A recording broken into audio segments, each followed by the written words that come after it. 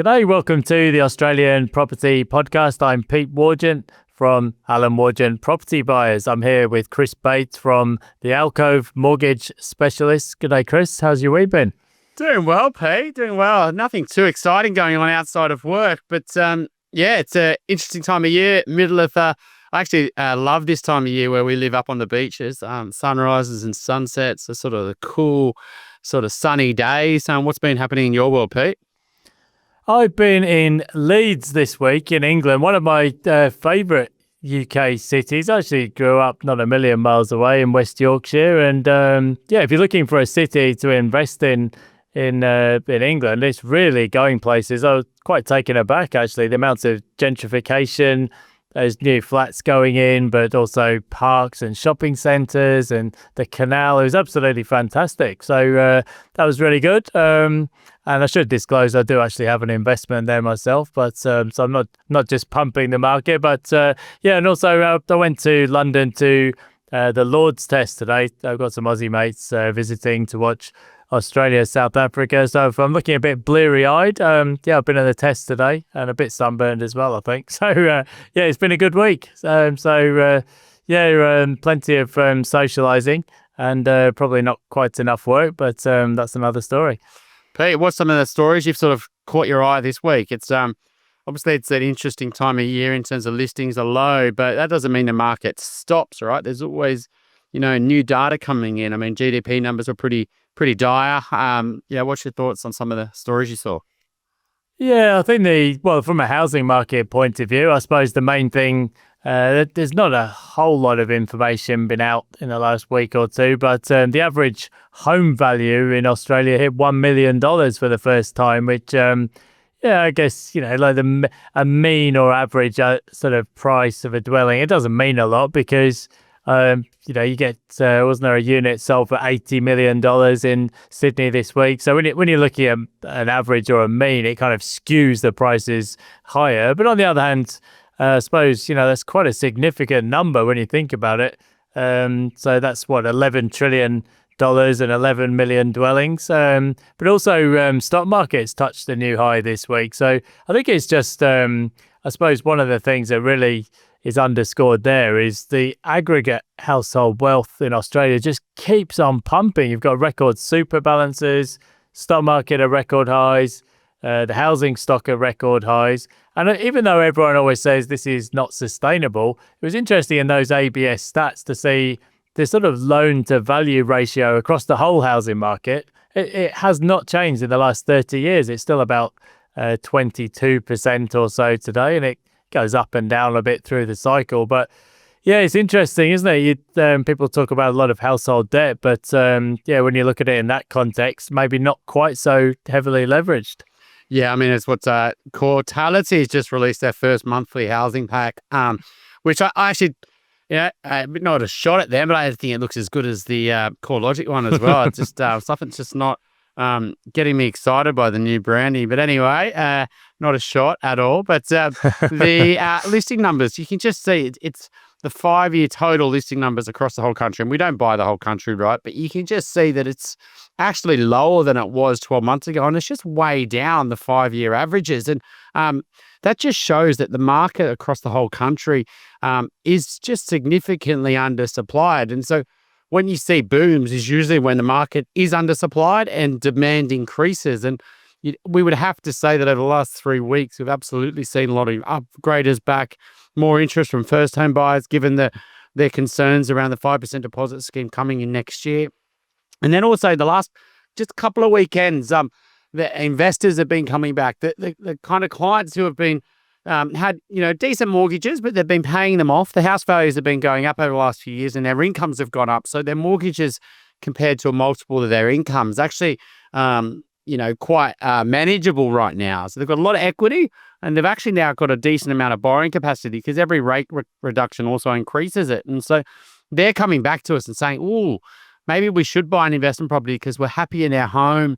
We're not looking to upgrade. We don't need to do any major renos, or where they can wait, until the kids are a bit older, and they're coming to us to invest." So I think that's been an interesting insight over the last couple of weeks is those clients come out of the woodwork, which have just sort of been hanging in the fringes. those low listing numbers are interesting, aren't they? I think when we go back over the past month or two, we've had so many. We've had long weekends, we had election weekends. What else did we have? We had Easter. Then there was a cyclone in southeast Queensland and northern New South Wales. There's been a lot of disruption. Long weekend, yeah. There's probably, it's just kind of probably held back some of the stock. But I think just at the macro level, we've just had massive immigration for the past couple of years since the borders reopened, and everything's tight. Rental vacancies are now tightening again, even at this time of year, which you wouldn't necessarily be expecting. As you said, the number of listings on the market, I think, I haven't got the graph in front of me, but I think the listings are now well below the 5-year average and probably as low as they've been for this time of year. So there's not a whole lot of stock around. And I think if I'm honest, I would have expected the rate hiking cycle to have damaged the housing market more than it did. I think there was a lot of momentum in the housing market in Perth and Adelaide and Brisbane. And yes, the rate hikes kind of have slowed things up a bit, but actually not, hasn't. When all things considered, that massive hiking cycle hasn't really broken the back of the housing market at all. Yes, we saw a bit of a rise in mortgage arrears and some of the markets that went completely gangbusters during COVID around Sunshine Coast and some of the regional markets. Maybe they're off their highs, but I would have expected there to be a lot more fallout than there has been. And I think that's just really a function of, apart from the high level of household wealth, it's just the sheer weight of numbers of people in the market, record high employment, big population growth, not really building enough. And it's kind of just kept the show on the road much, much more so than I would have expected. Yeah, so should we crack into our 2 cents episode, Pete? Every Sunday we do 3 stories, the big 3 property stories of the week, and we just cover little insights here and there. We're going to do some Q&A at the end. What's story number 1 this week, Pete? Yeah, so let's, you mentioned just before the GDP, sort of weak GDP results. So Australia's national accounts, there's always a bit of a lag with these things. It relates back to the first quarter, and GDP growth was just 0.2%. So in per capita terms, we're going backwards yet again. I would just add, though, that arguably the best sort of real-time reading of what's happening in the economy comes from the business surveys. And NAB put out their business survey for May just this week, and it's, I wouldn't say capitulating, but it's not far off. I think, business conditions have just meandered lower and lower over the past 3 years. Employment, that was really weak number. Forward orders look very weak, and the price pressures have kind of really just sort of dissipated now. So yeah, I mean, with the GDP numbers, the cyclone was maybe a bit of a disruption, but on the other hand, maybe we should have had some pull forward ahead of Trump's tariffs. So I think what has really changed is that a lot of the growth in the economy, such as it was really being driven by government spending, and that's the public demand has just dropped away now. It's no longer contributing, and there's just nothing left. There's no momentum, and I think as well, even though interest rate cuts are starting to kick in, households are actually sort of by and large choosing to save that money rather than spend it. So the economy is kind of just ground to a halt, really, and you can see what's happened to market pricing. Interest rate cut in July is 100% priced in as we record this morning. So, and even I saw our old friend Warren Hogan, who is like the Uber bullhawk of this cycle. I mean, he was calling for a 35 basis points rate cut in July. So, yeah, I mean, I guess, the economy's kind of sort of slow to a bit of a halt. But I suppose from a housing market point of view, it probably does mean that interest rates are on the way back down. And I suppose you're starting to see that sort of factor into what people are talking with you about in terms of their borrowing strategy, fixed versus variable rates and all that kind of thing. Yeah, I feel like it's one of those situations that people aren't going to want to think the rate cuts are coming till they see them happen. And every month when one's happened, two's happened, it's highly likely another's, going to happen next month, and maybe another one's going to happen in August or September, etc. So all of a sudden, you kind of like, you don't really want to be too late to the party and go, oh, these are now getting more and more certain that they're going to happen. And I think the problem is that, a lot of people will try to get ahead of them. And I absolutely are seeing that.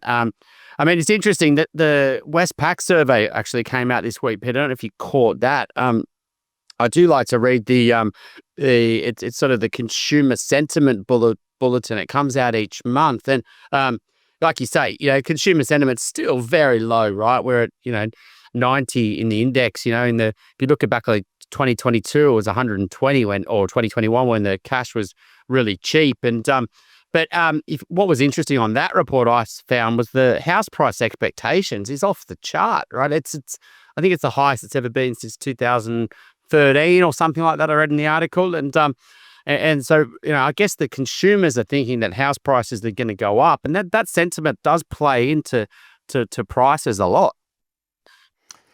I might just need to bring up the graph. I have a feeling that yes, the increase, because this is an index of consumer expectations. I think it's the increase has been really sharp. I think the level might have been higher previously, but it doesn't matter. I think, as you said, the important thing here is the sentiment shift.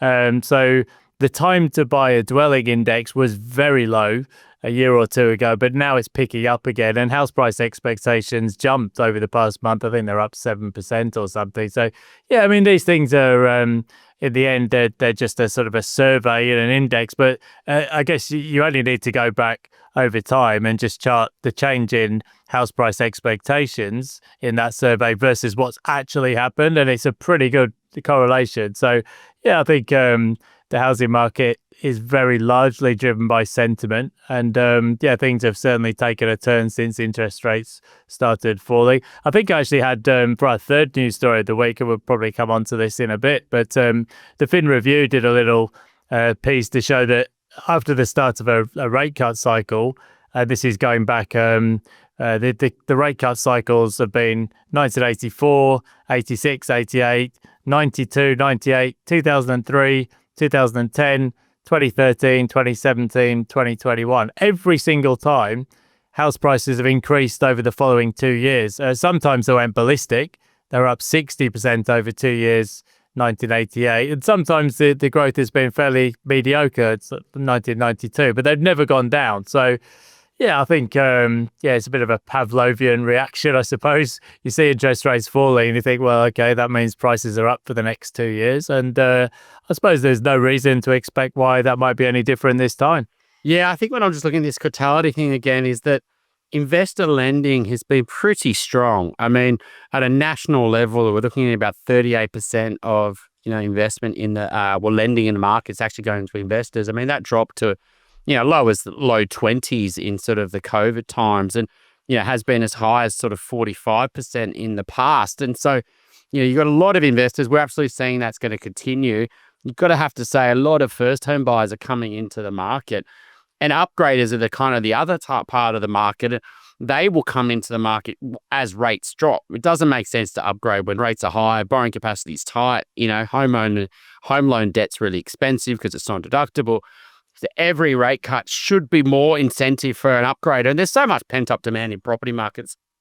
A lot of people are in homes that aren't big enough for them, aren't where they really want to live. They're not their forever homes. And if they've got the ability to sort of upgrade and get a good tax-free asset that they can go live in for 15, 20 years, a lot of people want to do that. So, don't want to talk about the market too much, but I can just see, I'm trying to look at points, that aren't great for prices, are going to hold prices back. I mean, then you look at the development in the market, and you cannot get new apartments off the market, and, house and land packages, and, they're just always a steady part of the market, but you can't really see a flood of those coming on, in the market as well.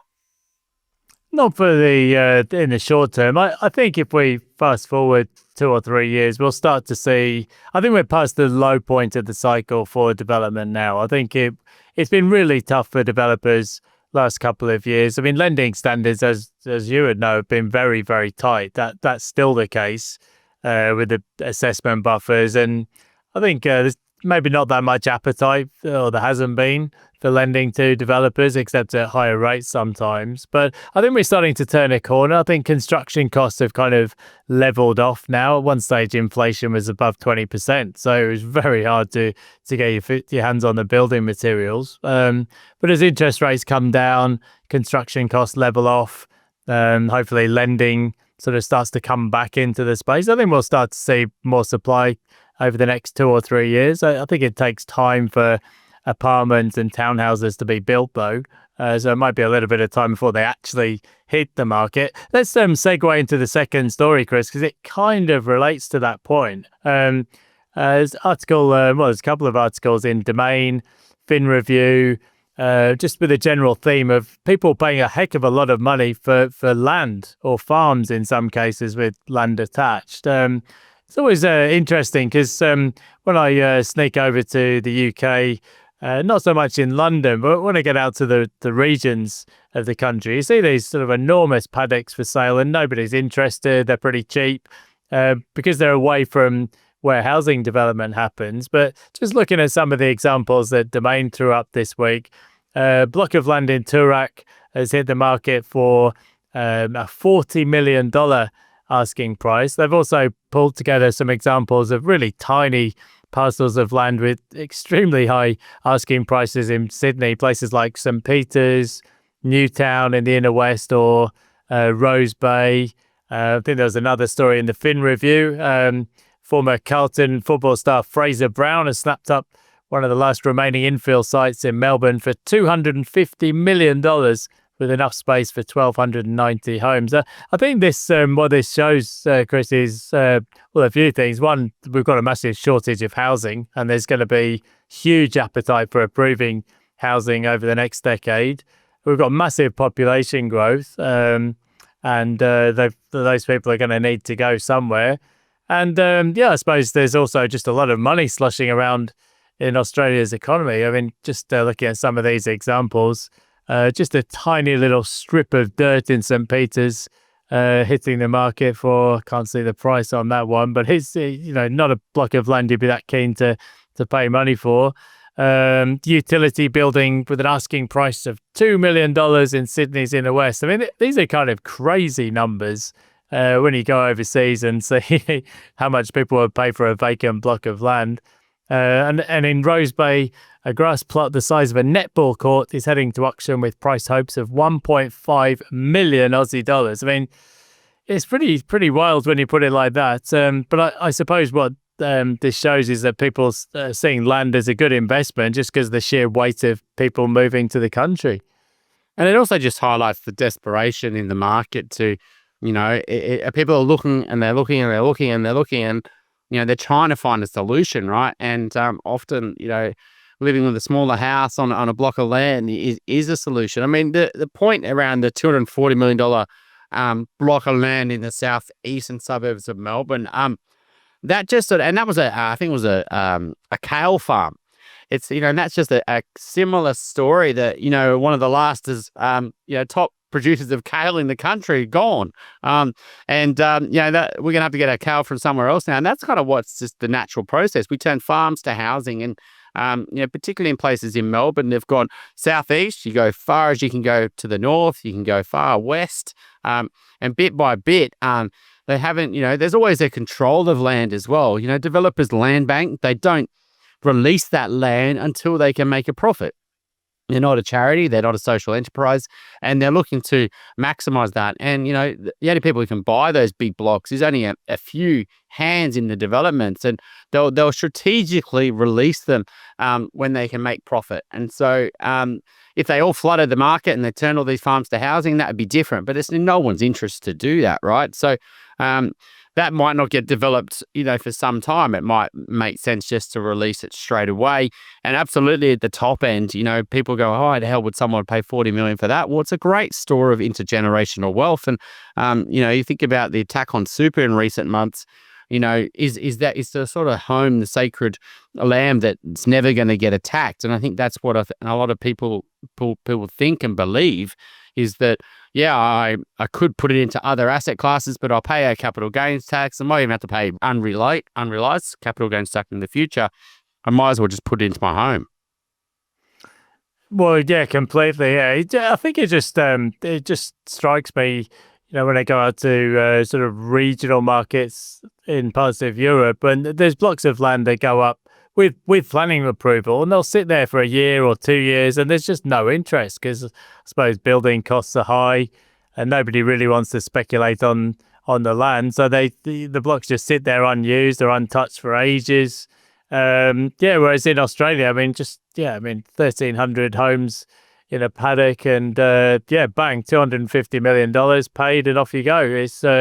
I suppose Australia is just the most urbanized country in the world, isn't it? People migrate to Sydney and Melbourne largely, and then internally they move to southeast Queensland. But there's not so much going on outside those sort of few key hubs, and the state government has more or less told us, Melbourne's going to 8 million by 2050. Apparently that's set in stone. So, I guess when you run the numbers on that, the sheer amount of demand for land over the next 25 years is just enormous. So, I guess that's what drives it. Now, maybe things could change. Maybe people will stop coming to Australia, or there'll be a change in the appetite for immigration. But you can see why people are sort of so heavily invested in those markets. And as you say, sometimes it's just pure desperation as well.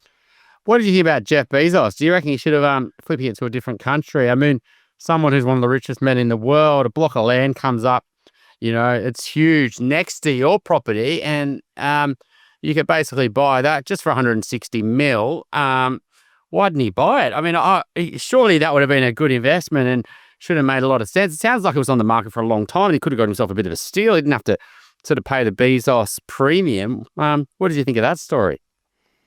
I didn't actually read beyond about the headline, but I suppose, I saw Morgan Housel this week saying that people enjoy the process of getting rich more than the state of actually being rich. And I think sometimes, you've just got too many choices, haven't you? So, and on that sort of note, Bill Gates is the biggest owner of farmland in the US, and Sir James Dyson in the UK does the same thing with farmland there. So I suppose when you get to that kind of sort of billionaire and multi-billionaire level, you've got to do something with your money. But nice problems to have, I guess, but still problems. So I want to do some Q&A at the end, Chris. So let's wrap up with this third news story of the week. Then we'll cover off a few of your listener questions.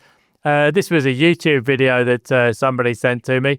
Why is the Australian property market collapsing? By Lloyd Ross, who's a financial advisor or financial coach or author.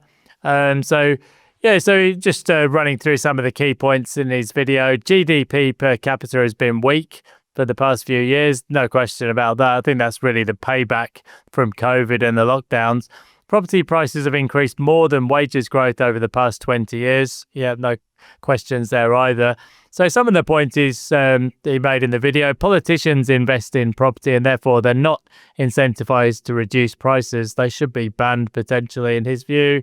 But his sort of big picture argument is that interest rates fell from 15% towards zero. So therefore, if you've been in the market, that's just luck and timing. And looking ahead, 10-year bond yields rising is potentially going to cause a crash. I think the thing in Australia is that really it's the short end that matters for interest rates. So the cash rate, as set by the Reserve Bank, and also the 3-year bond yield is a key funding benchmark. I wouldn't be so interested in what's happening to 30-year yields or 10-year yields in Australia. He made some good points. I think I was just noting at the cricket today the cost of things, and he's sort of saying that the inflation figures aren't real. Sort of used the example of ice creams going from $1 to $5. I think this is a sort of an age-old argument. Is it? Are the inflation figures really capturing the reality? I think if you look at healthcare, education, housing, rents, yes, for sure, there's been a lot of inflation over recent years. Services tend to go up. But then on the other side of that, TVs are cheaper. I remember, paying for music. If you bought a double album, it might be $50. These days, I can get the entire sort of catalogue of any band I want on Amazon just at the click of a button. Electronics, clothing, all of those things have got cheaper in real terms. So I suppose there is that argument about whether you're really getting ahead with housing. Here's my take on it, Chris. I think what the debate misses is, you've got real prices for housing and you've got nominal prices, and in nominal terms, prices are at record highs. But I think the thing is, if you've got inflation of, let's say, 10% and you're getting capital growth of 12%, then you're getting ahead. I think if inflation is 2 and you're getting capital growth of 4 or 4.5, you're still getting ahead. So I think you've really got to look at the internal rate of return on an investment, or if you're doing commercial property, a strong yield. But it's difficult to generalize because you've got different areas and different property types. But what do you think?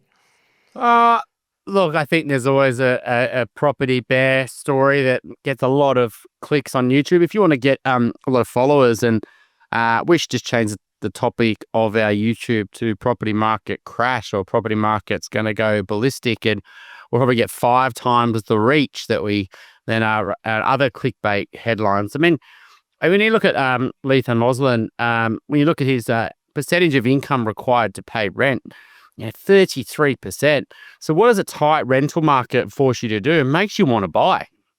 And I think that's one of the things that a lot of people misunderstand, is that our rental market is just so average. People want security, stability. And so even if the buying property doesn't make sense from a financial point of view, I could rent cheaper. Renting just doesn't seem like a viable option for a lot of people. And so they're forced to buy. And I think what's interesting as well is that when you do get 100 or 200 basis points cut, so the household interest payments across the whole country are going to be very manageable. They're going to be way down on what they were even in the height of the GFC, and kind of where they were at sort of long-term levels. And you don't need rates to go back to 0% for people to afford their mortgages again. Even 100 or 150 basis points of cuts, and that's sort of where we're expecting cuts to be. I mean, the RBA neutral rate is sort of maybe circa 3%. And if the economy is not growing, i.e. we've got a GDP per capita recession, and we really need to encourage growth, what's the RBA going to do? They're going to keep cutting, assuming there's no inflation. So who's to say we don't see a lot more cuts? And you can already see where we are in the cycle now, house price expectations and our time to buy. So I get the numbers don't make sense to sometimes people, but ultimately when you look at the fundamentals, that doesn't mean that it's going to flip the other way. And there's always someone talking about a property bubble and a property crash. Yeah, I mean, I see one of the specific points that Lloyd raised is the unwinding of the yen carry trade. We don't need to go into the details of that, but Japan obviously had very low interest rates for a period there. Lots of borrowing at low rates and so on. I think, as that unwinds, it could cause some conniptions across financial markets, no question. But I think a friend of mine, James Whelan, who is a podcaster, he talks about the theory of thing.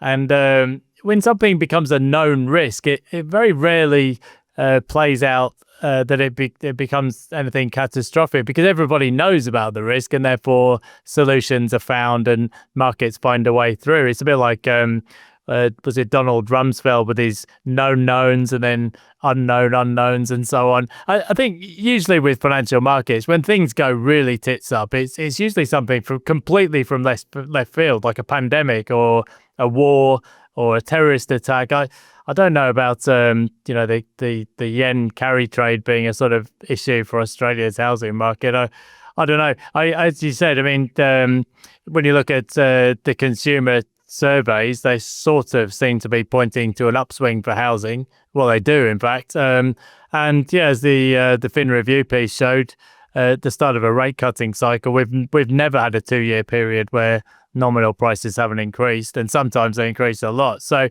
look, I mean, just one other thing. I noticed there's a new data provider, Spacious, who says that property prices are falling in Australia, whereas REA Group, PropTrack, Domain, SQM Research all show prices rising. Again, I think it really depends on where you're looking in the country, because I've certainly seen in some regional markets, in fact, close to home in the Sunshine Coast, where prices are well off their highs. But then if you look at a market like Adelaide or Perth or Brisbane, well, clearly things have been going up. So, yeah, I guess there's always sort of nuance there, but I would say generally the market seems to be into an upswing phase. Let's run through a few Q&A to wrap up, Chris. Question from PF. Purchasing a property to run a business out of, e.g.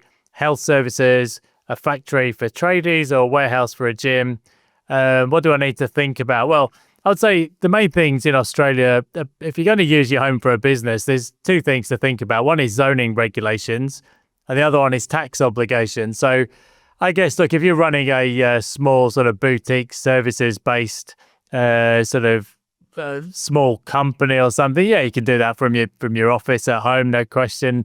But if it's something that might need approval, if it impacts on the neighborhood, well, that's something you got to watch out for. I think the one thing really that catches people out is sometimes CGT. So if you're going to use a part of your home for a business and then you come to sell your home later on, you might be up for capital gains tax. Well, those are the two things that sprang to mind, Chris. Is there anything else to add there? Look, I'd always be a bit careful trying to combine a benefit with investing in property. I think you just got to be really careful. If your business changes, I mean, we signed a lease at the office, and that's been a bit of a disaster. Probably one of the biggest learnings of my life is, getting out of a corporate lease is really hard. And similar to when you're buying a property for a business, just got to be really careful that what your needs change. Your business can change. You might want to close it or sell it or outgrow it, etc. So that would be my, major concern is trying to run a business and invest in the same property. Yeah, I agree. Yeah, it's good advice, I think. So let's do 3 more questions, then we'll wrap up for the week. So second question from Informed. I've been looking to buy my first apartment in Melbourne. I'm worried about buying and then being given levies or significantly increased fees. I've heard advice to either buy before the year 2000 or something that is over 5 years old to avoid cladding issues. Is there anything else I can do to avoid this? Will a building inspection help? Yeah, I mean, that's a good point. If a property's been around for a long time, then it is less likely to have teething issues. I think if you buy something that's a bit newer, yeah, cladding has been an issue in Melbourne in recent times. So it's not so much about the year, but reputable developers are a good place to look. I think, look, a building inspection can help up to a certain point, but that generally looks at the specific unit and not the building inspector is not going to get on the roof and look at every unit in the block. So I think what you really want to do is get a professional strata report done. So somebody can look through all the body corporate minutes, and if there are issues that have been raised or if there are major repairs that are known to be coming, then that should be in the financial projections, and therefore it should become clear. I mean, there could always be a special levy sometime deep into the future, but you shouldn't be sort of caught out by getting something you didn't know about coming up over the next year or two. But Chris, is there anything you would sort of recommend in terms of the age of the building or anything like that? Oh, look, if you're going to buy an apartment in Melbourne, I think you got to be really careful, which is kind of hence the question. Personally, I love the villa blocks down in Melbourne. They're kind of like maybe 4 or 6 in a block, and they're often in very affluent suburbs. So you could do it down Bayside or the east or, inner north of Melbourne, and maybe some parts of the inner west. You've got to be careful. But apartments that are sort of any high density or even bigger blocks, I'd just be really careful buying them. I'd just really avoid them. And so you really want to go for those, 60s, 70s apartments down there. And, in the more affluent areas where they're not building more apartments, because then someone as a buyer is looking at it and going, I can't afford a house. If I want to buy a house, I've got to move, quite far away from the city in Melbourne.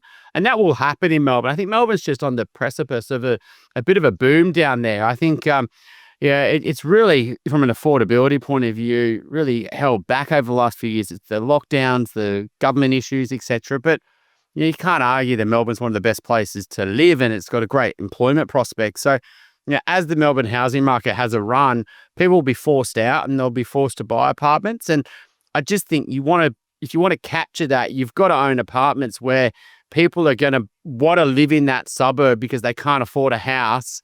And they're willing to make the compromise from a house to an apartment because they're still getting to live in a great suburb. So I'm quite for the bigger villa blocks in particular in the more affluent parts of Melbourne. I think they'll do well once people can't afford to buy houses in Melbourne, so it's kind of like you got to wait for the house price growth and then you'll get the growth, I feel. But if you can't afford a house, then that's the type of thing you want to be buying. Cool. Nice one. All right. Third question from another Chris. Hi all. Great podcast. Look forward to every episode. While doing some property research for a purchase in Perth, Western Australia, I came across dual key properties, which I'd never heard of before. 2 houses under one roof, separate power and water meters, and most seem to be 3-bed, 2-bath, and a smaller 1 or 2-bed, 1-bath. And they appear to have great yields. I'd love to hear your opinions or thoughts on these types of properties. Yeah, look, just as a general rule of finance, a high yield usually represents kind of some kind of a risk, or you very rarely get sort of great investments that have high yields. It can happen. But, for example, if you invest in a high yielding bond, that's because there's probably a higher risk of default. Or in the case of property, higher yields often represent more work. So if you've got maybe, for example, an Airbnb that needs cleaning every week, or a house of multiple occupancy or something like that. Look, in this case, I would say the high yield, it could just represent sort of a risk of lower capital growth. And that's simply because when you come to sell, who are you going to sell to? It's not like you're buying a beautiful family home that's going to sell to the biggest buying demographic. When you come to sell, you've only got to sell to an investor, frankly. So that's really the potential risk. You might get a high yield and you can pay down the mortgage, and that's great. But you do have to consider that when you come to sell, it might be a thinner or more illiquid market to sell into. Does that make sense, Chris? Oh, absolutely. I think that you do get attracted, a lot of investors, to yield, and rightly so, because that's going to make a property more affordable from a cash flow point of view. I do think sometimes any investing, you've got to sometimes take a hit, right? Whether you're buying shares or you're putting money into super, and sometimes people sort of forget they want the cake and eat it as well, right? They want the growth, but they also don't want to have to do the work, and they often sometimes go for the short-term benefit, which is more yield, but they forget that the real benefit of investing is growth. And so in this situation, is what you really want to do is this is amazing asset quality. You got to hold this property for 10, 20, 30, 40 years, and you can get a great yield, and you've got great land quality, then maybe go for it, right? It's better to get more yield than less yield. But if your land quality is severely sort of diminished because you've just gone for maybe a bit of a weird block just so you can get a higher yield, you've got to question whether you're just trying to have your cake and eat it. So that'd be my answer to that one, Pete. That does make sense. Okay, last question from Barbie. Hi, how do you see small regional towns, for example, for instance, Dalby, say Dalby, as an investment opportunity? Currently, there are houses below $400,000 in the area. I think I haven't been to. The Dalby is actually in Lincolnshire in England, so they say Dalby there. I don't know if it's Dalby in Queensland. I have been there. I remember going to have a photo with the town sign. I think Margot Robbie might be from there, but I wouldn't profess to be an expert in investing in the area. I think, vacancy rates have clearly been very low. I suppose that the potential risk with those kind of smaller towns is you don't have the diversity of employment. So if local industry takes a hit, that could be a downside risk. Clearly, prices are very low, probably almost below replacement cost. So that would be a good thing. If that's the budget you're looking at, it could be an option. I suppose one thing you do find is there is probably a cap to how high prices can go in those areas because they're not higher income earning areas. But if you get the timing right, then it could work out. But I probably haven't been there for about 15 years, Chris. So I'm probably not the right person to ask. Look, I mean, you've good knowledge there, trivia knowledge there, Pete, knowing where Margot Robbie's from. So I'm gonna have to Google that. If that could be completely wrong now, but I'll have to edit that out if I'm wrong. But I think it is from Dalby. Yeah, it's good to see you reading all the gossip pages, Pete. But anyway, 2.5 hours it looks like. And to be honest, I didn't know Margot Robbie was from there and where Dalby was. So no shot at people from Dalby, but I did just quickly throw it into Google Maps and Yeah, 2.5 hours. So you think about it, is it commutable to Brisbane? No. Okay, so it's not somewhere that is going to benefit from the capital, the people just getting, it's a bit expensive, I'm just going to move away and then commute to work. It's too far, right? So it's based on the local economy. And if people had to leave Brisbane then pick somewhere else to live, is that a location that people are going to be running like, crazy to move to? I don't know. I haven't been there, so I'm not going to judge that. But you've got to think about it, is it's all reliant on the local economy rather than the commuters to Brisbane? And is it got a lifestyle benefit where people think if they're leaving a capital city and they're going to do remote work, does it have enough lifestyle benefit living there where people go, I just love living here because it's beautiful and it's got rolling hills and great. It got a little bit of a vibe because if I'm leaving a capital city, I don't want to go to somewhere that's a ghost town. And so you kind of have to have something special about it. And so that while it's cheap, the reason it'll go up is because people who move there, whether it's often capital city or people with money that are moving there, and they're going to compete on a local supply of property. And in Dalby, there could be property price growth, but it doesn't mean across the whole city. So there'll be people that have got businesses there, people that are, from there that have got, high income jobs. They're going to want to buy in certain pockets. And so there'll be certain streets around the city centre probably that are big, nice looking homes that are on bigger blocks. They'll probably do all right, but they're probably not the 400 grand ones. And they've probably got maybe some big farms on the fringe of the city or the town that are doing quite well because, if you're doing well in Dalby, you buy one of those, right? And so it doesn't mean they probably will go up, but then you'll probably find there's a lot of the market that's been owned by locals. And if their salaries aren't going up, just the reality of living in a regional town, you've got to ask why property prices are going to go up if a lot of people aren't moving there. So just be really careful whenever you're buying regionally. You need something to drive prices up. And if it's not people leaving a capital city to move there, you've got to ask what's going to push prices up. Yeah, some local research. Yeah, I only really remember the place because my in-laws used to live in Dalby in the UK, so the name always resonates. I think must have been on a camper van trip out to Charleville and Lightning Ridge and Cunnamulla and all those places. I don't think I would have spent more than about 15 minutes there, maybe a quick schooner. So I think that's it for this week. So what's on for the weekend, Chris? Not much. A bit of football. Nothing exciting. To be honest, I never really know what's happening on the weekend until about 8 o'clock on a Friday night. And then I asked my wife, what's going on this weekend? She says, we're doing this, this, and this. And I go, okay, cool. It's not Friday, not 8 o'clock yet, Pete. What about yourself? What are you doing?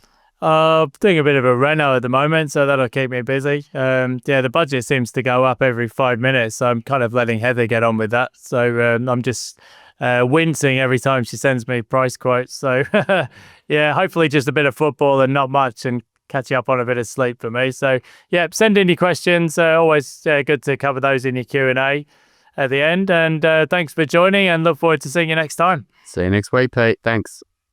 Cheers. Thanks for watching this video on the Rask Network. While you're here, don't forget to like and subscribe so you can get videos each and every day on business, finance, investing, and so much more.